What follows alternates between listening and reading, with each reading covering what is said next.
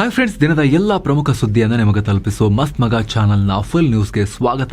ನಾನು ಅಮರ್ ಪ್ರಸಾದ್. ಪಾಕ್ ಸೇರಿದಂತೆ ಗಲ್ಫ್ ರಾಷ್ಟ್ರಗಳಲ್ಲಿ ಬ್ಯಾನ್ ಆಗಿರೋ ರಣವೀರ್ ಸಿಂಗ್ರ ಸ್ಪೈ ಥ್ರಿಲ್ಲರ್ ದುರಂಧರ್ ಸಿನಿಮಾದ ಅಬ್ಬರ ಪಾಕ್ನಲ್ಲಿ ಕಂಟಿನ್ಯೂ ಆಗಿದೆ. ಬ್ಯಾನ್ ಮಾಡಿದ್ರು ಕೂಡ ಯಾವ ರೇಂಜ್ಗಂದ್ರೆ ಪಾಕಿಸ್ತಾನದ ನಾಯಕರೇ ಈ ಚಿತ್ರದ ಹಾಡಿಗೆ ಗ್ರ್ಯಾಂಡ್ ಆಗಿ ಎಂಟ್ರಿ ಕೊಟ್ಟಿದ್ದಾರೆ. ಪಾಕಿಸ್ತಾನ್ ಪೀಪಲ್ಸ್ ಪಾರ್ಟಿ ನಾಯಕ ಬಿಲಾವಲ್ ಭುಟ್ಟೋ ದುರಂಧರ್ ಸಿನಿಮಾದ FA9LA song, Akshay Khanna entry song ಇದೆಯಲ್ಲ, ಅದರಲ್ಲಿ ಇವ್ರು ಕಾಣಿಸ್ಕೊಂಡಿದ್ದಾರೆ. ಸ್ಟೇಜಲ್ಲಿ ಅದಿತ್ತು, ಇವ್ರು ಅವಾಗ ವೇದಿಕೆ ಮೇಲೆ ಕಾಣಿಸ್ಕೊಂಡಿದ್ದಾರೆ ಆ ಹಾಡು ಬರ್ತಾ ಇದ್ದ ಟೈಮ್ನಲ್ಲಿ. ಅಂದರೆ ಪಾಕಿಸ್ತಾನದವರು ಈ ಹಾಡನ್ನು ಹಾಕೊಂಡು ಗಮ್ಮತ್ ಮಾಡ್ತಾ ಇದ್ದಾರೆ. ಬಿಲಾವಲ್ ಭುಟ್ಟೋ ಪ್ರಸ್ತುತ ಪಾಕ್ ಅಧ್ಯಕ್ಷ ಆಸಿಫ್ ಅಲಿ ಜರ್ದಾರಿ ಹಾಗೂ ಪಾಕ್ ಮಾಜಿ PM ಬೆನಜೀರ್ ಭುಟ್ಟೋ ಅವರ ಮಗ, ಹಾಗೆ ಮಾಜಿ PM ಜುಲ್ಫಿಕರ್ ಅಲಿ ಭುಟ್ಟೋ ಅವರ ಮೊಮ್ಮಗ ಕೂಡ ಹೌದು. ಇದು ಸಿಕ್ಕಾಪಟ್ಟೆ ವೈರಲ್ ಆಗ್ತಾ ಇದೆ. ಯಾಕಂದ್ರೆ ಇದೇ ಭುಟ್ಟೋರ ಪಾರ್ಟಿ ದುರಂಧರ್ ಸಿನಿಮಾ ವಿರುದ್ಧ ಕೋರ್ಟ್ಗೆ ಹೋಗಿದೆ. ಪಾಕ್ ಮಾಜಿ ಪ್ರಧಾನಿ ಬೆನಜೀರ್ ಭುಟ್ಟೋ ಅವರ ಚಿತ್ರವನ್ನು ಪರ್ಮಿಷನ್ ಇಲ್ಲದೆ ದುರಂಧರ್ ಸಿನಿಮಾದಲ್ಲಿ ಬಳಸಿದ್ದಾರೆ ಅಂತ ಅರ್ಜಿ ಹಾಕಿದೆ. ಇವಾಗ ಇವರು ಈ ಹಾಡನ್ನು ಪರ್ಮಿಷನ್ ತಗೊಂಡು ಹಾಕಿದಾರ ಆ ಇವೆಂಟ್ನಲ್ಲಿ ಹಾಕೊಂಡು. ಭುಟ್ಟೋ ಕೂಡ ಅದರಲ್ಲಿ ಎಲ್ಲರಿಗೂ ಶೇಕ್ ಹ್ಯಾಂಡ್ ಮಾಡ್ಕೊಂಡು ಗಮ್ಮತ್ ಮಾಡ್ತಿದಾರಲ್ಲ, ಈ ಪ್ರಶ್ನೆಯನ್ನ ಕೇಳಲಾಗ್ತಿದೆ. ಇನ್ನೂ ಇಂಟ್ರೆಸ್ಟಿಂಗ್ ಅಂದ್ರೆ ಪಾಕಿಸ್ತಾನದವ್ರಿಗೆ ಬಹಳ ಇಷ್ಟ ಆಗ್ಬಿಟ್ಟಿದೆ. ನೋಡೋಣ ಅಂತ ಹೇಳಿ ನಮ್ಮ ಬಗ್ಗೆ ಮಾಡಿಬಿಟ್ಟಿದ್ದಾರೆ ಮೂವಿ ಅಂತ. ಚಿತ್ರ ರಿಲೀಸ್ ಆದ 2 ವಾರಗಳಲ್ಲಿ 20 ಲಕ್ಷ ಜನ ಪಾಕ್ನಲ್ಲಿ ಇಲ್ಲಿಗಲ್ ಆಗಿದೆ ಡೌನ್ಲೋಡ್ ಮಾಡ್ಕೊಂಡಿದ್ದಾರೆ. ರಜನಿಕಾಂತ್ ಮತ್ತು ಶಾರುಖ್ ಖಾನ್ ಚಿತ್ರಗಳನ್ನ ಕೂಡ ಹಿಂದಿಕ್ಕಿ ಪಾಕ್ನಲ್ಲಿ ಅತಿ ಹೆಚ್ಚು ಇಲ್ಲಿಗಲ್ ಡೌನ್ಲೋಡ್ ಆದ ಸಿನಿಮಾ ಅಂತ ದುರಂಧರ್ ಕರೆಸ್ಕೊಂಡಿದೆ. ಈಗ ಅತ ಬಾಂಗ್ಲಾದಲ್ಲಿ ಭಾರತ ವಿರುದ್ಧ ಮೂಲಭೂತವಾದಿಗಳ ಪುಂಡಾಟಿಕೆ ಗಲಾಟೆ ಜೋರಾಗಿರೋ ಹೊತ್ತಲ್ಲಿ ಜಮ್ಮು ಕಾಶ್ಮೀರದಲ್ಲಿ ಉಗ್ರರ ಹಾವಳಿ ಜೋರಾಗ್ತಿದೆ.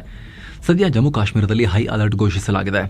ಸಾಂಬಾ ಜಿಲ್ಲೆಯ ಮನ್ಸಾರ್ ಏರಿಯಾದಲ್ಲಿ 3 ಶಂಕಿತ ಉಗ್ರರ ಮೂವ್ಮೆಂಟ್ ಬಗ್ಗೆ ಸ್ಥಳೀಯರು ಮಾಹಿತಿ ಕೊಟ್ಟಿದ್ರು. ಅದರ ಬೆನ್ನಲ್ಲೇ ಕಟ್ಟೆಚ್ಚರ ಸಾರಲಾಗಿದೆ. ಭದ್ರತಾ ಪಡೆಗಳು ಸಾಂಬಾ, ಜಮ್ಮು ಮತ್ತು ಕಥುವಾ ಪ್ರದೇಶಗಳಲ್ಲಿ ಬಚ್ಚಿಟ್ಟು ಕುಳಿತಿರುವ ಉಗ್ರರ ವಿರುದ್ಧ ಶೋಧ ಕಾರ್ಯಾಚರಣೆ ನಡೆಸ್ತಾ ಇದ್ದಾರೆ. ಮನ್ಸಾ ಏರಿಯಾದ ಅರಣ್ಯ ಪ್ರದೇಶದಲ್ಲಿ ಮರದ ಎಲೆಗಳನ್ನು ಕಲೆಕ್ಟ್ ಮಾಡ್ತಿದ್ದ ವ್ಯಕ್ತಿಯೊಬ್ಬರು ಶಂಕಿತ ಉಗ್ರಗಾಮಿಗಳನ್ನು ನೋಡಿದ್ದಾರೆ. ಶಂಕಿತ ಉಗ್ರರು ನನ್ನನ್ನು ಕರೆದ್ರು, ನಾನು ಓಡ್ ಬಂದೆ ಅಂತ ವ್ಯಕ್ತಿ ಹೇಳ್ಕೊಂಡಿದ್ದಾರೆ. ಆಮೇಲೆ ಬಂದು ಅವರೇ ಪೊಲೀಸರಿಗೆ ಮಾಹಿತಿ ಕೊಟ್ಟಿದ್ದಾರೆ. ಸದ್ಯ ಪೊಲೀಸರು, ಸೇನೆ ಮತ್ತು CRPF ಜಂಟಿಯಾಗಿ ಇಡೀ ಪ್ರದೇಶವನ್ನ ಸುತ್ತುವರೆದು ತೀವ್ರ ಶೋಧ ಮಾಡ್ತಿದ್ದಾರೆ. ಕಾಡುಗಳು ಮತ್ತು ಅಕ್ಕಪಕ್ಕದ ಹೊಲಗಳನ್ನು ಚೆಕ್ ಮಾಡ್ತಿದ್ದಾರೆ. ಕಳೆದ ಸೋಮವಾರವಷ್ಟೇ ಜಮ್ಮು ಕಾಶ್ಮೀರದ ಉದಂಪುರ್ನಲ್ಲಿ ಸೇನೆ ಮತ್ತು ಉಗ್ರರ ನಡುವೆ ಭಾರೀ ಗುಂಡಿನ ಚಕಮಕಿಯಾಗಿತ್ತು. ನಮ್ಮ ಭದ್ರತಾ ಪಡೆಯ ಸೈನಿಕರು ಹುತಾತ್ಮರಾಗಿದ್ರು. ಉಗ್ರ ಒಬ್ಬ ಗಾಯಗೊಂಡಿದ್ದ, ತಪ್ಪಿಸ್ಕೊಂಡಿದ್ರು ಉಗ್ರಗಾಮಿಗಳು. ಈಗ ಮತ್ತೆ ಸಾಂಬಾದಲ್ಲಿ ಉಗ್ರರು ಕಾಣಿಸ್ಕೊಂಡಿದ್ದಾರೆ. ಮತ್ತೊಂದು ಕಡೆ ಪಾಕಿಸ್ತಾನಕ್ಕೆ ಬ್ರದರ್ ಸೌದಿ ಬಿಗ್ ಶಾಕ್ ಕೊಟ್ಟಿದೆ.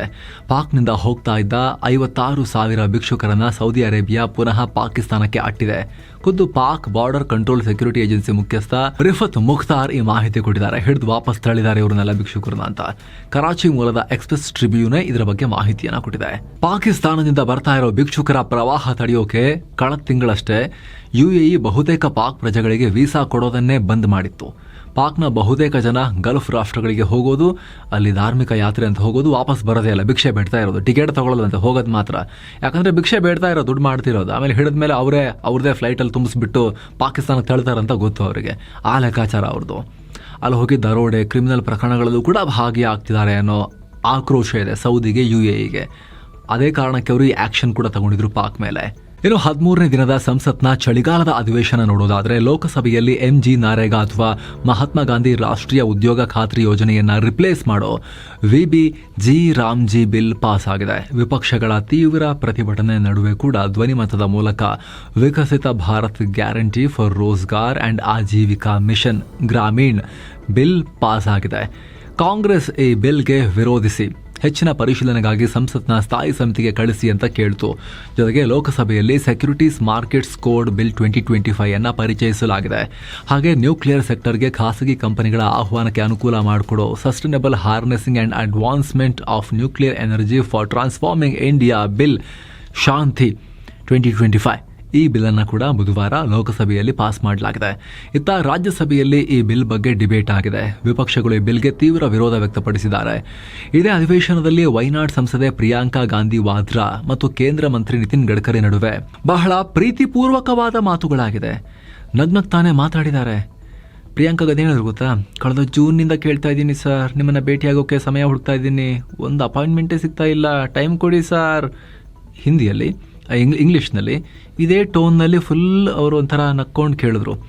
ಅದಕ್ಕೆ ಗಡ್ಕರಿ ಫುಲ್ ಒಳ್ಳೆ ಕಾಲೇಜ್ ಹುಡುಗಂತರ ನಿಂತ್ಕೊಂಡು, ಯಾವಾಗ ಬೇಕಾದರೂ ಬನ್ನಿ ಮೇಡಮ್, ನನ್ನ ಬಾಗಿಲು ನಿಮಗೆ ಯಾವಾಗಲೂ ಓಪನ್ ಇರುತ್ತೆ, ನಿಮಗೆ ಅಪಾಯಿಂಟ್ಮೆಂಟೇ ಬೇಡ ಅಂತ ಹೇಳಿ ಬಹಳ ಖುಷಿಯಿಂದ ಹೇಳಿದ್ರು. ಇಡೀ ಪಾರ್ಲಿಮೆಂಟ್ ಜೋರಾಗಿ ನಗಾಡ್ತು. ಪ್ರಿಯಾಂಕಾ ಗಾಂಧಿ ಅವರ ಆ ಟೋನ್ಗೆ ಗಡ್ಕರಿ ಅವರು ಕೊಟ್ಟ ಟೋನ್ನ ಉತ್ತರ ಇದೆಯಲ್ಲ, ಇವರು ಕೂಡ ಬಹಳ ಬೇಕು ಅಂತಲೇ ಆ ಟೋನಲ್ಲಿ ಮಾತಾಡ್ದಂಗಿತ್ತು. ಇಡೀ ಪಾರ್ಲಿಮೆಂಟ್ ನಗಾಡ್ತು ಅದನ್ನ ನೋಡಿ. ಇಷ್ಟು ಮಾತ್ರ ಅಲ್ಲ, ಆಮೇಲೆ ಕೊಟ್ಟ ಮಾತನ್ನ ಉಳಿಸ್ಕೊಂಡಿದ್ದಾರೆ ಗಡ್ಕರಿ. ಡೋರ್ ಓಪನ್ ಮಾಡಿ ವೆಲ್ಕಮ್ ಮಾಡಿ ಪ್ರಿಯಾಂಕಾ ಗಾಂಧಿ ಅವರಿಗೆ ಸ್ವಾಗತ ಕೋರಿದ್ದಾರೆ ಕಚೇರಿಯಲ್ಲಿ. ಇಬ್ಬರು ಮಾತಾಡಿದ್ದಾರೆ ಅವ್ರ ಕಾನ್ಸ್ಟಿಟ್ಯೂನ್ಸಿಗೆ ಸಂಬಂಧಪಟ್ಟಂತೆ, ಪ್ರಿಯಾಂಕಾ ಗಾಂಧಿ ಕಾನ್ಸ್ಟಿಟ್ಯೂನ್ಸಿಗೆ ಸಂಬಂಧಪಟ್ಟಂತೆ. ಆಮೇಲೆ ಗಡ್ಕರಿ ಯೂಟ್ಯೂಬಲ್ಲಿ ತಾವೇ ನೋಡಿ ತಯಾರಿಸಿರೋ ವಿಶೇಷ ಅನ್ನದ ಖಾದ್ಯವನ್ನ ನೋಡಿ, ನಾನೇ ಯೂಟ್ಯೂಬಲ್ಲಿ ನೋಡಿ ಮಾಡಿದ್ದು ಅಂತ ಹೇಳಿ ಪ್ರಿಯಾಂಕಾ ಗಾಂಧಿ ಅವರಿಗೆ ಬಡಿಸಿದ್ದಾರೆ, ಅದನ್ನ ತಿನ್ನ ಕೊಟ್ಟಿದ್ದಾರೆ. ಸೊ ಈ ದೃಶ್ಯಗಳು, ಅದರಲ್ಲಿ ಬಂದಂಥ ಪದಗಳು, ಆ ಪದಗಳನ್ನು ಉಚ್ಚರಿಸೋಕೆ ಬಳಸಿದ ಧ್ವನಿಯ ಟೋನ್, ಅಲ್ಲಿದ್ದಂತಹ ಮೃದುವಾದ ಆ ಒಂದು ಲಯ, ಅದಾದ ನಂತರ ಆದ ಭೇಟಿ, ಆ ಭೇಟಿಯಲ್ಲಿ ಗಡ್ಕರಿ ತಾವು ಯೂಟ್ಯೂಬಲ್ಲಿ ನೋಡಿ ಮಾಡಿದಂತಹ ಖಾದ್ಯವನ್ನು ತಿನ್ನೋ ಕೊಟ್ಟಿರೋದು, ಇದೆಲ್ಲ ಇನ್ನು ಇಡೀ ಸಿಸ್ಟಮ್ನಲ್ಲಿ ಎಲ್ಲೆಲ್ಲಿ ಶಾರ್ಟ್ ಸರ್ಕ್ಯೂಟಿಗೆ ಕಾರಣ ಆಗುತ್ತೋ ಹೇಳೋಕ್ಕಾಗೋದಿಲ್ಲ. ವಿಶೇಷವಾಗಿ ಪ್ರಧಾನಮಂತ್ರಿಗಳು ಮತ್ತು ಅಮಿತ್ ಶಾ ಅವರು ಇದನ್ನು ಹೇಗೆ ನೋಡ್ತಾರೆ ಅಂತ ನೋಡಬೇಕು. ಹಾಗೆ ಸ್ನೇಹಿತರೆ, ಎಲ್ಲ ಮೆಂಬರ್ಶಿಪ್ ವಿಡಿಯೋಗಳನ್ನು ನೀವು ಕೂಡ ನೋಡೋಕೆ ವಿಡಿಯೋ ಕೆಳಗಿರೋ ಜಾಯಿನ್ ಆಪ್ಷನ್ ಮೂಲಕ ಮಸ್ತ್ ಮಗ ಪ್ರೀಮಿಯಂ ಮೆಂಬರ್ ಆಗಬಹುದು. ಇನ್ನು ಭಾರಿ ವಿರೋಧ ಪ್ರತಿಭಟನೆ ನಡುವೆ ಕೂಡ ರಾಜ್ಯ ಸರ್ಕಾರ ಕರ್ನಾಟಕ ದ್ವೇಷ ಭಾಷಣ ಮತ್ತು ದ್ವೇಷ ಅಪರಾಧಗಳ ಪ್ರತಿಬಂಧಕ ವಿಧೇಯಕವನ್ನ ಪಾಸ್ ಮಾಡಿಕೊಂಡಿದೆ. ಕಾಂಗ್ರೆಸ್ ಸರ್ಕಾರ ಮಂಡಿಸಿದ ಮಸೂದೆಗೆ ವಿಪಕ್ಷಗಳ ಸದಸ್ಯರು ತೀವ್ರ ವಿರೋಧ ವ್ಯಕ್ತಪಡಿಸಿ ಸದನದ ಬಾವಿಗಿಳಿದು ಧರಣಿ ಮಾಡಿದ್ರು. ವಿಧೇಯಕದ ಪ್ರತಿಗಳನ್ನು ಹರಿದು ಬಿಸಾಕೋ ಮೂಲಕ ಆಕ್ರೋಶ ಹೊರಹಾಕಿದ್ರು. ಅದರ ನಡುವೆನೂ ಮಸೂದೆಯನ್ನ ಸರ್ಕಾರ ಪಾಸ್ ಮಾಡಿಕೊಂಡಿದೆ. ಈ ಬಿಲ್ ಬಗ್ಗೆ ಮಾತನಾಡಿರೋ ಗೃಹ ಮಂತ್ರಿ ಡಾಕ್ಟರ್ ಜಿ ಪರಮೇಶ್ವರ್, ಸಾಮಾಜಿಕ ರಾಜಕೀಯ ಸಭೆಗಳಲ್ಲಿ ಆಡೋ ದ್ವೇಷದ ಮಾತುಗಳು ಮತ್ತೊಂದು ಸಮುದಾಯದ ಮೇಲೆ ಪರಿಣಾಮ ಬೀರ್ತಾ ಇವೆ. ದ್ವೇಷ ಭಾಷಣ ಮಾಡೋ ವ್ಯಕ್ತಿಗಳಿಗೆ ಎಷ್ಟು ದಿನ ನಿರ್ಬಂಧ ಹೇರೋಕೆ ಸಾಧ್ಯ, ಹೀಗಾಗಿ ಕಾನೂನು ತರಲಾಗಿದೆ ಅಂತ ಸರ್ಕಾರದ ನಿರ್ಧಾರವನ್ನ ಸಮರ್ಥಿಸಿಕೊಂಡಿದ್ದಾರೆ. ಮೊದಲ ದ್ವೇಷ ಭಾಷಣ ತಪ್ಪಿಗೆ 1 ರಿಂದ 7 ವರ್ಷ ಜೈಲು, 50,000 ರೂಪಾಯಿ ದಂಡ. ದ್ವೇಷ ಭಾಷಣ ರಿಪೀಟ್ ಮಾಡಿದ್ರೆ 2 ವರ್ಷದಿಂದ ಗರಿಷ್ಠ 7 ವರ್ಷ ಜೈಲು ಶಿಕ್ಷೆ ಹಾಗೂ 1 ಲಕ್ಷ ರೂಪಾಯಿ ದಂಡ ಹಾಕೋಕೆ ಅವಕಾಶ ಕಾನೂನಲ್ಲಿದೆ. ತಪ್ಪು ರಿಪೀಟ್ ಮಾಡಿದ್ರೆ ಈ ಮೊದಲು 10 ವರ್ಷ ಜೈಲು ಶಿಕ್ಷೆ ಇದನ್ನ 7 ವರ್ಷಕ್ಕೆ ಡೌನ್ ಮಾಡಲಾಗಿದೆ ಅಂತ ಪರಮೇಶ್ವರ್ ಕ್ಲಾರಿಟಿ ಕೊಟ್ಟಿದ್ದಾರೆ. ಸ್ನೇಹಿತರೆ, ನಾವು ಮೊನ್ನೆ ರಿಪೋರ್ಟ್ ಮಾಡಿದ್ವಿ, ರಾಜ್ಯದಲ್ಲಿ ರಕ್ಷಕರೇ ಭಕ್ಷಕರಾದ್ರೆ ಏನಾಗುತ್ತೆ, ಎಷ್ಟೊಂದು ಕೇಸಲ್ಲಿ ಪೊಲೀಸರು ಸಿಕ್ಕಾಕೊಳ್ತಿದ್ದಾರೆ, ಪೊಲೀಸ್ ಇಲಾಖೆಗೆ ಇಂತಹ ಕರಿಕುರಿಗಳು ಹೇಗೆ ಅವಮಾನ ಮಾಡ್ತಿದ್ದಾರೆ, ಮರ್ಯಾದೆ ಕಳೀತಾ ಇದ್ದಾರೆ ಅಂತ. ಈಗ ವಿಧಾನಸಭೆಯಲ್ಲೂ ಇದ್ರ ಬಗ್ಗೆ ಚರ್ಚೆಯಾಗಿದೆ. ರಾಜ್ಯದಲ್ಲಿ ಕಳೆದ 3 ವರ್ಷಗಳಲ್ಲಿ ಬರೋಬ್ಬರಿ 88 ಪೊಲೀಸರು ಅಪರಾಧ ಕೃತ್ಯಗಳಲ್ಲಿ ಭಾಗಿಯಾಗಿದ್ದಾರೆ ಅಂತ ಬೆಳಗಾವಿ ಅಧಿವೇಶನದಲ್ಲಿ ಜೆಡಿಎಸ್ ಎಂಎಲ್ಸಿ ಕೇಳಿದ ಪ್ರಶ್ನೆಗೆ ರಾಜ್ಯದ ಗೃಹ ಮಂತ್ರಿ ಜಿ ಪರಮೇಶ್ವರ್ ಅವರೇ ಅಂಕಿ ಅಂಶ ಸಮೇತ ಉತ್ತರವನ್ನ ಕೊಟ್ಟಿದ್ದಾರೆ. ತಪ್ಪಿತಸ್ಥ ಪೊಲೀಸರ ವಿರುದ್ಧ ಕ್ರಮ ತಗೋತಾ ಇದೀವಿ, ಎಫ್ಐಆರ್ ಕೂಡ ಆಗಿದೆ, 1000 ಕೋಟಿ ರೂಪಾಯಿ ಮೌಲ್ಯದ ನಶಾ ವಸ್ತು ಜಪ್ತಿ ಮಾಡಿದೀವಿ, ಕೆಲಸದಿಂದ ತೆಗೆದು ಕೂಡ ಹಾಕಿದೀವಿ ಕೆಲವರನ್ನ ಅಂತ ಪರಮೇಶ್ವರ್ ಉತ್ತರವನ್ನ ಕೊಟ್ಟಿದ್ದಾರೆ. ಇನ್ನು ಕರ್ನಾಟಕದ ಜನಪ್ರತಿನಿಧಿಗಳ ವಿಶೇಷ ನ್ಯಾಯಾಲಯ ಮೂಡಾ ಕೇಸ್ಗೆ ಸಂಬಂಧಪಟ್ಟಂತೆ ಲೋಕಾಯುಕ್ತರನ್ನ ತರಾಟೆಗೆ ತಗೊಂಡಿದೆ. ಕೇಸ್ಗೆ ಸಂಬಂಧಪಟ್ಟಂತೆ ಅಂತಿಮ ವರದಿ ಡಿಸೆಂಬರ್ 18ಕ್ಕೆ ಸಬ್ಮಿಟ್ ಆಗಬೇಕಾಗಿತ್ತು, ಆದ್ರೆ ಲೋಕಾಯುಕ್ತರ ಕೈಲಿ ಆಗ್ಲಿಲ್ಲ ಕೊಡಕ್ಕೆ. ಹೀಗಾಗಿ ಡಿಸೆಂಬರ್ 23 ಒಳಗಡೆ ಕೊಡಲೇಬೇಕು ಅಂತ ಹೊಸ ಗಡುವನ್ನ ಕೋರ್ಟ್ ಕೊಟ್ಟಿದೆ. ಇನ್ನು ಸಿದ್ದು ಸರ್ಕಾರ ಶಕ್ತಿ ಯೋಜನೆ, ಫ್ರೀ ಬಸ್ ಯೋಜನೆ ಘೋಷಿಸ್ತಲ್ಲ, ಅದಕ್ಕೆ ಏನೀಗ ಸುಮ್ನೆ ಗಾಡಿ ಹೋಗಲ್ಲ, ಗಾಡಿ ಪೆಟ್ರೋಲ್ ಇದೆ, ಸಂಬಳ ಇದೆ, KSRTC BMTC ಬಸ್ ಓಡಿಸೋರ್ದಲ್ವಾ, ಸೊ ದುಡ್ಡು ಕೊಡ್ಬೇಕಾಗಿತ್ತಲ್ವಾ. ಅಂದ್ರೆ KSRTC BMTCಗೆ ಸರ್ಕಾರ ಪೇಮೆಂಟ್ ಮಾಡಬೇಕಾಗಿತ್ತು ಆ ಸಬ್ಸಿಡಿ ದುಡ್ಡನ್ನ, ಫ್ರೀ ಬಸ್ನ ಟಿಕೆಟ್ ಪ್ರೈಸ್ ಅನ್ನ, ಆದ್ರೆ ಕೊಡ್ತಾ ಇಲ್ಲ. ಆರ್ಥಿಕ ಸಂಕಷ್ಟಕ್ಕೆ BMTC ಮತ್ತು KSRTCಯನ್ನ ಸಾರಿಗೆ ನಿಗಮಗಳನ್ನ ದೂಡ್ತಾ ಇದ್ದಾರೆ. ಕಳೆದ 2.5 ವರ್ಷಗಳಲ್ಲಿ 4,000 ಕೋಟಿ ರೂಪಾಯಿ ಹಣವನ್ನ ಬಾಕಿ ಉಳಿಸ್ಕೊಂಡಿದ್ದಾರೆ. ಇದಕ್ಕೆ ಯಾರು ಉತ್ತರ ಕೊಟ್ಟಿರೋದು? ಖುದ್ದು ಸಾರಿಗೆ ಸಚಿವ ರಾಮಲಿಂಗಾರೆಡ್ಡಿ ಅವರೇ ಕೊಟ್ಟಿರೋ ಉತ್ತರ ಇದು. KSRTCಗೆ 1,580 ಕೋಟಿ ರೂಪಾಯಿ ಬಾಕಿ ಉಳಿಸ್ಕೊಂಡಿದೀವಿ, BMTCಗೆ 710 ಕೋಟಿ ರೂಪಾಯಿ ಬಾಕಿ ಇದೆ, ಉಳಿದಂತೆ ಬೇರೆ ಬೇರೆ ನಿಗಮಗಳಿಗೆ 100,000 ಕೋಟಿ ರೂಪಾಯಿ ಬಾಕಿ ಉಳಿಸ್ಕೊಂಡಿದೀವಿ ಅನ್ನೋದನ್ನ ಖುದ್ದು ಸಾರಿಗೆ ಸಚಿವರೇ ಮಾಹಿತಿ ಕೊಟ್ಟಿದ್ದಾರೆ ವಿಧಾನಸಭೆಯಲ್ಲಿ ಸೆಷನ್ ನಡೀಬೇಕಾದ್ರೆ. ಇನ್ನು ಬೆಂಗಳೂರು ಸಿಟಿಯ ಸಬರ್ಬನ್ ರೈಲ್ವೆ ಪ್ರಾಜೆಕ್ಟ್ಗೆ ದೊಡ್ಡ ಹಿನ್ನಡೆಯಾಗಿದೆ. ಈ ಯೋಜನೆ ಜಾರಿಗೆ ಬರಲಿರೋ ಕಂಟೋನ್ಮೆಂಟ್ ವ್ಯಾಪ್ತಿಯ 8 ಎಕರೆ ಜಾಗದಲ್ಲಿರೋ ಮರಗಿಡಗಳನ್ನ ಕಡಿಬಾರದು ಅಂತ ಹೈಕೋರ್ಟ್ ಮಧ್ಯಂತರ ಆದೇಶ ಹೊರಡಿಸಿಬಿಟ್ಟಿದೆ. ಈಗ ಈ ಭಾಗದಲ್ಲಿ 371 ದೊಡ್ಡ ಮರಗಳಿವೆ, 50 ಬಗೆಯ ಪಕ್ಷಿ ಪ್ರಭೇದಗಳಿವೆ. ಅಲ್ಲಿ ಮರ ಕಡಿದು ರೈಲ್ವೆ ಇಲಾಖೆ ಬೃಹತ್ ವಸತಿ ಕಟ್ಟಡಗಳನ್ನ ಕಟ್ಟೋಕೆ ಮುಂದಾಗಿದೆ ಅನ್ನೋ ವಿರೋಧ ವ್ಯಕ್ತಪಡಿಸಿ ಅರ್ಜಿ ಹಾಕಲಾಗಿತ್ತು. ಕೋರ್ಟ್ ಈಗ ತಡೆಯಾಜ್ಞೆಯನ್ನ ಕೊಟ್ಟಿದೆ. ಫೆಬ್ರವರಿ 13ಕ್ಕೆ ನೆಕ್ಸ್ಟ್ ವಿಚಾರಣೆ ಇರುತ್ತೆ. ಭಾರತ ಮತ್ತು ಒಮಾನ್ ಸಂಬಂಧದಲ್ಲಿ ಐತಿಹಾಸಿಕ ಬೆಳವಣಿಗೆಯಾಗಿದೆ. PM ನರೇಂದ್ರ ಮೋದಿ ಅವರ ಭೇಟಿಯಲ್ಲಿ 2 ರಾಷ್ಟ್ರಗಳ ನಡುವೆ ಮುಕ್ತ ವ್ಯಾಪಾರ ಒಪ್ಪಂದ ಅಥವಾ comprehensive economic partnership agreement CEPA, ಈ ಫ್ರೀ ಟ್ರೇಡ್ ಅಗ್ರಿಮೆಂಟ್ಗೆ ಅಂತಿಮ ಮುದ್ರೆ ಬಿದ್ದಿದೆ. ಈ ಡೀಲ್ ಪ್ರಕಾರ ಭಾರತ ಕಳಿಸುವ 99% ಸರಕುಗಳು ಸುಂಕರಹಿತವಾಗಿ ಒಮಾನ್ಗೆ ಹೋಗಲಿವೆ. ಹಾಗೆ ಒಮಾನ್ನಿಂದ ಇಲ್ಲಿಗೆ ಬರೋ 77.79% ಸರಕುಗಳಿಗೆ ಆ ಮೂಲಕ ಒಮಾನ್ನ ಒಟ್ಟು ಭಾರತಕ್ಕೆ ಮಾಡೋ ಎಕ್ಸ್ಪೋರ್ಟ್ ವ್ಯಾಲ್ಯೂನಲ್ಲಿ 94.81% ರಫ್ತಿಗೆ ಇಲ್ಲಿ ಸುಂಕ ಇರೋದಿಲ್ಲ, ಭಾರತದಲ್ಲಿ ಸುಂಕ ಇರೋದಿಲ್ಲ.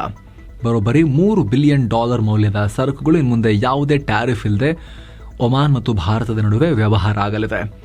ಭಾರತದ textile, chemicals, engineering goods, agricultural products, pharmaceuticals, medical devices, furniture, plastics, automobile ಸೇರಿದ ಹಾಗೆ ಎಲ್ಲ ಪ್ರಾಡಕ್ಟ್ಸ್ ಟ್ಯಾರಿಫ್ ಫ್ರೀ ಆಗಲಿವೆ.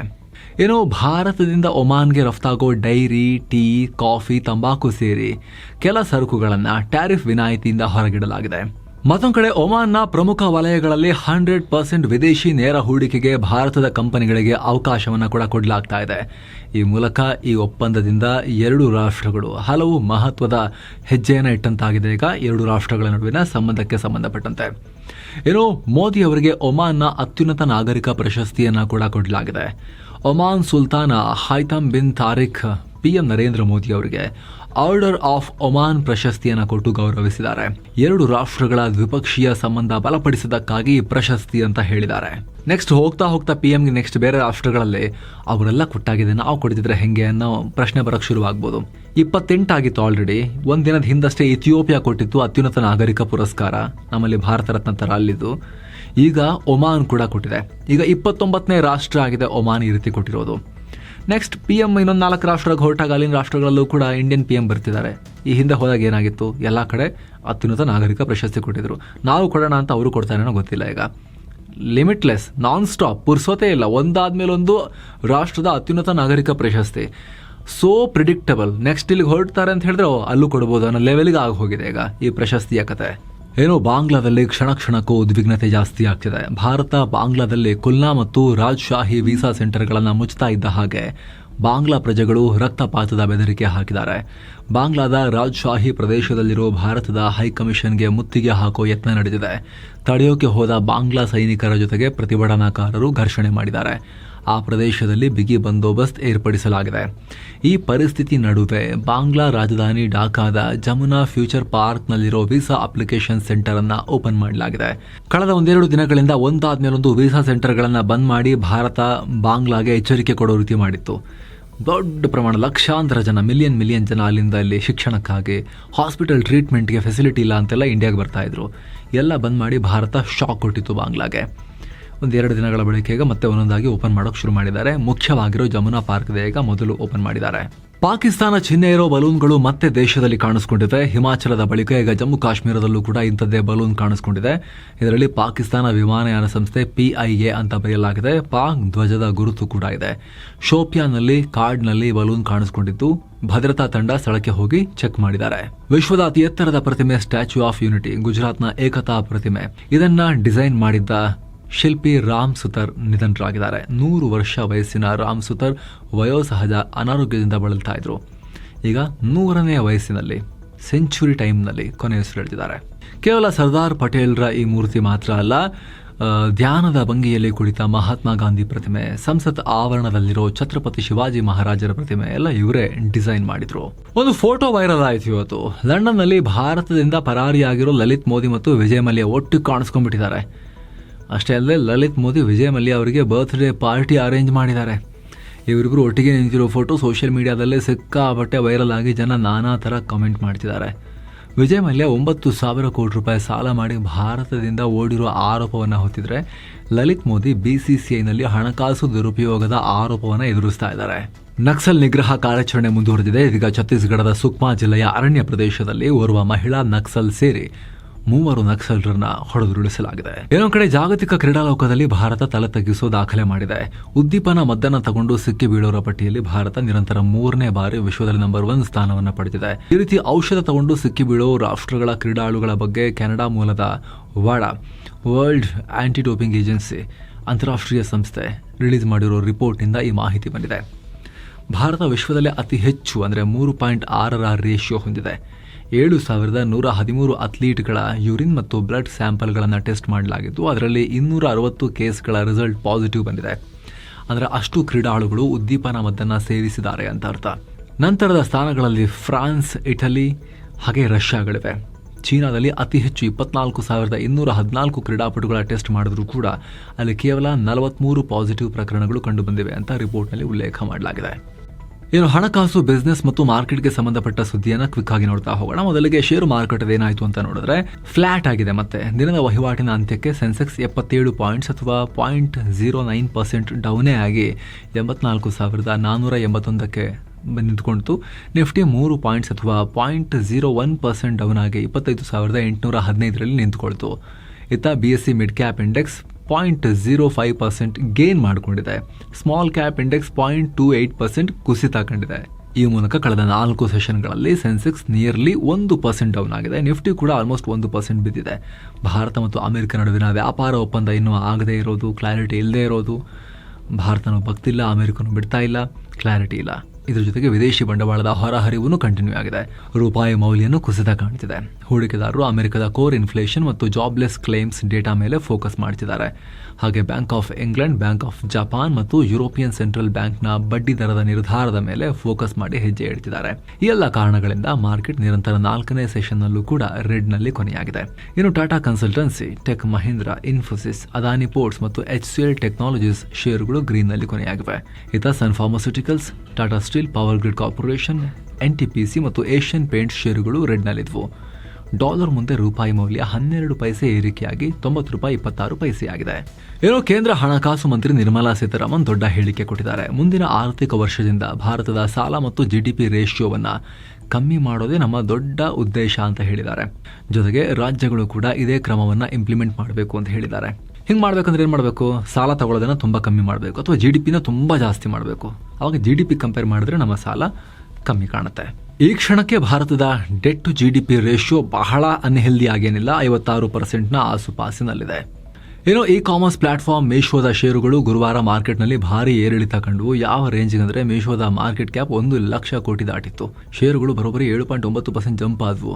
ಷೇರಿನ ಬೆಲೆ 233 ರೂಪಾಯಿ 50 ಪೈಸೆಗೆ ರೀಚ್ ಆದವು. ಆದರೆ 10 ಗಂಟೆ ಆಗ್ತಿದ್ದ ಹಾಗೆ ಹೂಡಿಕೆದಾರರು ಮತ್ತೆ ಪ್ರಾಫಿಟ್ ಬುಕಿಂಗ್ ಮಾಡಿ ಸೇಲ್ ಮಾಡೋಕೆ ಶುರು ಮಾಡಿದ್ರು. ಸೊ ಮತ್ತೆ ಬೀಳೋಕೆ ಶುರುವಾಗಿ ದಿನದ ಗರಿಷ್ಠ ಮಟ್ಟದಿಂದ 10% ಬಿದ್ವು. ಹೆಂಗ್ ಹೋಗಿದ್ವು ಹಂಗೆ ಕೆಳಗೆ ಬಂದ್ವು. ಈ ಮೀಶೋ ಮೊನ್ನೆ ಮಾರ್ಕೆಟ್ಗೆ ಬಂದಿರೋದು IPO ಮೂಲಕ ಡಿಸೆಂಬರ್ 10ನೇ ತಾರೀಕು ಎಂಟರ್ ಆಗಿರೋದು. ಆಗ ಅದರ ಷೇರಿನ ಬೆಲೆ ಬರೀ 111 ರೂಪಾಯಿ ಇತ್ತು. ಅಂದಿನಿಂದ ಗುರುವಾರದವರೆಗೆ ಮೀಶೋ ಷೇರುಗಳು 110% ಟೋಟಲ್ ಏರಿಕೆಯಾಗಿವೆ. ಹೀಗಾಗಿ ಮೀಶೋವನ್ನ ಈ ವರ್ಷದ ಅತ್ಯುತ್ತಮ ಬ್ಲಾಕ್ ಬಸ್ಟರ್ IPO ಅಂತ ಪರಿಗಣಿಸಲಾಗಿದೆ. ಮಾರ್ಕೆಟ್ ಅಂತ್ಯಕ್ಕೆ ಮೀಶೋದ ಪ್ರತಿ ಷೇರಿನ ಬೆಲೆ 234 ರೂಪಾಯಿ ಇತ್ತು. ಓಲಾ CEO ಭವಿಷ್ ಅಗರ್ವಾಲ್ ಷೇರ್ ಮಾರಿದ್ರಲ್ಲ, ನಿನ್ನೆ ಫುಲ್ ನ್ಯೂಸಲ್ಲಿ ಹೇಳಿದ್ವಿ ಅವರ ಷೇರುಗಳನ್ನು ಲೋನ್ ತೀರ್ಸಕ್ಕೆ. ಈಗ ಮತ್ತೆ 4.2 ಕೋಟಿ ಷೇರುಗಳನ್ನು, ಅಷ್ಟು ನಂಬರ್ ಆಫ್ ಷೇರುಗಳನ್ನು ಓಪನ್ ಮಾರ್ಕೆಟ್ನಲ್ಲಿ ಮಾರಾಟ ಮಾಡಿದ್ದಾರೆ. 142 ಕೋಟಿ ರೂಪಾಯಿ ಮೊತ್ತದ ಷೇರುಗಳನ್ನು ಸೇಲ್ ಮಾಡಿದ್ದಾರೆ. ಮಂಗಳವಾರ 92 ಕೋಟಿ ರೂಪಾಯಿ ಮೌಲ್ಯದ ಷೇರುಗಳನ್ನು, 2.6 ಕೋಟಿ ಷೇರುಗಳನ್ನು ಸೇಲ್ ಮಾಡಿದ್ರು. 260 ಕೋಟಿ ರೂಪಾಯಿ ಪ್ರಮೋಟರ್ ಲೋನ್ ಅನ್ನ ರೀಪೇಮೆಂಟ್ ಮಾಡಕ್ಕೆ ಷೇರುಗಳ ಸೇಲ್ ಮಾಡ್ತಿದ್ದಾರೆ ಅಂತ ಕಂಪನಿ ಹೇಳಿದೆ. ಸದ್ಯ ಈಗ 2 ಸಲ ಷೇರುಗಳನ್ನ ಮಾರಿ 234 ಕೋಟಿ ರೂಪಾಯಿ ಕಲೆಕ್ಟ್ ಮಾಡಿದ್ದಾರೆ. ಇನ್ನು ಈ ರೀತಿ ಷೇರುಗಳು ಸೇಲ್ ಆಗ್ತಿದ್ದ ಹಾಗೆ ಓಲಾ ಎಲೆಕ್ಟ್ರಿಕ್ ಷೇರುಗಳು ಮತ್ತೆ ಕುಸಿತ ಕಂಡಿವೆ. ಮಾರ್ಕೆಟ್ ವಹಿವಾಟಿನ ಅಂತ್ಯಕ್ಕೆ 4.38% ಡೌನ್ ಆದವು. ಇನ್ನು ಟೆಲಿಕಾಂ ಕಂಪನಿ ವೊಡಾಫೋನ್ ಐಡಿಯಾ 3,300 ಕೋಟಿ ರೂಪಾಯಿ ಫಂಡ್ ರೈಸ್ ಮಾಡಿದೆ. ತನ್ನದೇ ಅಂಗಸಂಸ್ಥೆಯಾಗಿರೋ ವೊಡಾಫೋನ್ ಐಡಿಯಾ ಟೆಲಿಕಾಂ ಇನ್ಫ್ರಾಸ್ಟ್ರಕ್ಚರ್ ಲಿಮಿಟೆಡ್ನ ನಾನ್ ಕನ್ವರ್ಟಿಬಲ್ ಡಿಬೆಂಚರ್ಸ್ NCDs ಅನ್ನೋ ಸ್ಪೆಷಲ್ ಬಾಂಡ್ಗಳ ಮೂಲಕ 3,300 ಕೋಟಿ ರೂಪಾಯಿ ಫಂಡ್ ಅನ್ನು ರೈಸ್ ಮಾಡಿದ್ದಾರೆ. ಇನ್ನು ಟೆಲಿಕಾಂ ದೈತ್ಯ ಕಂಪನಿ ಭಾರತಿ ಏರ್ಟೆಲ್ಗೆ ಹೊಸ CEO ಮತ್ತು ಮ್ಯಾನೇಜಿಂಗ್ ಡೈರೆಕ್ಟರ್ ಆಗಿ ಶಾಶ್ವತ್ ಶರ್ಮಾ ನೇಮಕಗೊಂಡಿದ್ದಾರೆ. ಕಾರ್ಪೊರೇಟ್ ಚೇಂಜಸ್ ಆಗಿದೆ. ಜನವರಿ 1ರಿಂದ ಜಾರಿಗೆ ಬರುವಂತೆ ಮುಂದಿನ 5 ವರ್ಷಗಳ ಕಾಲ ಏರ್ಟೆಲ್ಗೆ CEO ಮತ್ತು ಮ್ಯಾನೇಜಿಂಗ್ ಡೈರೆಕ್ಟರ್ ಆಗಿ ಕೆಲಸ ಮಾಡ್ತಾರೆ. ಇದರ ಜೊತೆಗೆ ಸೌಮ್ಯನ್ ರೇ ಅನ್ನೋರು ಏರ್ಟೆಲ್ನ ಹೊಸ ಚೀಫ್ ಫಿನಾನ್ಷಿಯಲ್ CFO ಆಗಿ ಕೂಡ ನೇಮಕ ಆಗಿದ್ದಾರೆ. ಇನ್ನು ಚಿನ್ನ ಮತ್ತು ಬೆಳ್ಳಿ ಬೆಲೆ ವಿಚಾರಕ್ಕೆ ಬಂದರೆ 24 ಕ್ಯಾರೆಟ್ನ 10 ಗ್ರಾಂ ಚಿನ್ನದ ಬೆಲೆಯಲ್ಲಿ 157 ರೂಪಾಯಿ ಹೆಚ್ಚಾಗಿ 1,32,474 ರೂಪಾಯಿ ಆಗಿದೆ. 22 ಕ್ಯಾರೆಟ್ನ 10 ಗ್ರಾಂ ಚಿನ್ನದ ಬೆಲೆಯಲ್ಲಿ 150 ರೂಪಾಯಿ ಹೆಚ್ಚಾಗಿ 1,21,350 ರೂಪಾಯಿ ಆಗಿದೆ. 1 ಕೆಜಿ ಬೆಳ್ಳಿ ಬೆಲೆಯಲ್ಲಿ 1,479 ರೂಪಾಯಿ ಹೆಚ್ಚಾಗಿ 2,01,120 ರೂಪಾಯಿ ಆಗಿದೆ. ಸೊ ಫ್ರೆಂಡ್ಸ್, ಇದಾಗಿತ್ತು ಇವತ್ತಿನ ಫುಲ್ ನ್ಯೂಸ್. ನಾವು ಕೊಯ್ದಿಲ್ಲ, ಎಳೆದಿಲ್ಲ, ಕಿರ್ಚಾಡಿಲ್ಲ, ಬರೀ ಸುದ್ದಿಯ ರೀತಿಯಲ್ಲಿ ತಲುಪಿಸುವ ಪ್ರಯತ್ನ ಮಾಡಿದ್ದೇವೆ. ನಿಮಗೆ ಇಷ್ಟ ಆಗ್ತಿದೆ ದಯವಿಟ್ಟು ಸಬ್ಸ್ಕ್ರೈಬ್ ಮಾಡಿ. ಹಾಗೆ ಆಗಲೇ ಹೇಳಿದ ಮಸ್ತ್ ಮಗ ಪ್ರೀಮಿಯಂ ಮೆಂಬರ್ಶಿಪ್ ಕುಟುಂಬವನ್ನು ನೀವು ಕೂಡ ವಿಡಿಯೋ ಕೆಳಗಿರೋ ಜಾಯಿನ್ ಆಪ್ಷನ್ ಮೂಲಕ ಸೇರಬಹುದು. ಆಮೇಲೆ ಎಲ್ಲ ಮೆಂಬರ್ ಓನ್ಲಿ ವಿಡಿಯೋಸನ್ನು ನೋಡೋಕೆ ಶುರು ಮಾಡ್ಬೋದು. ಮತ್ತೆ ಭೇಟಿ ಆಗ್ತಿರೋಣ ಸ್ನೇಹಿತರೆ. Thank you so much. ನಮಸ್ತೆ.